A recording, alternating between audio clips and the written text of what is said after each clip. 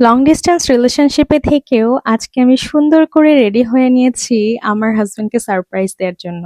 আর সেই সাথে সুন্দর একটা ডেকোরেশন করারও প্ল্যান করেছি। আসলে যেহেতু আমরা একসাথে নেই তাই আর কি ভাবছিলাম একসাথে কেক কাটবো। তাই এই সুন্দর কেকটাও আমি বানিয়েছি নিজের হাতে।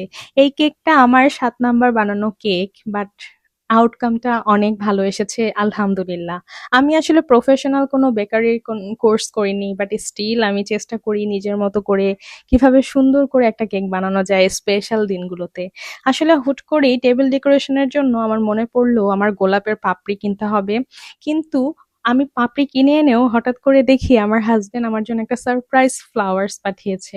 কিছু পেজ থাকে না যে অনলাইনে সারপ্রাইজ দেয়, ওইরকম আর কি। এই তো তারপরে সুন্দর করে ডেকোরেশন করে নিয়েছি। আমার চ্যানেলে ফুল ভিডিওটা দেয়া আছে, অবশ্যই আপনারা এটা দেখে আসবেন যে কিভাবে কি রেডি করলাম। আশা করি ভালো লাগবে এবং আমাদের জন্য অনেক দোয়া করবেন।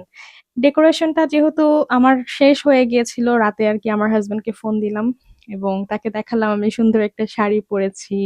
একসাথে তারপর কেক কাটলাম। এই তো। আসলে স্পেশাল দিনগুলোতে স্পেশাল পার্সনটা না থাকলে খুব খারাপই লাগে। যারা লং ডিস্টেন্স রিলেশনশিপে আছে তারাই সেটা বুঝবে। যাই হোক, আল্লাহ ইজ দ্য বেস্ট প্ল্যানার।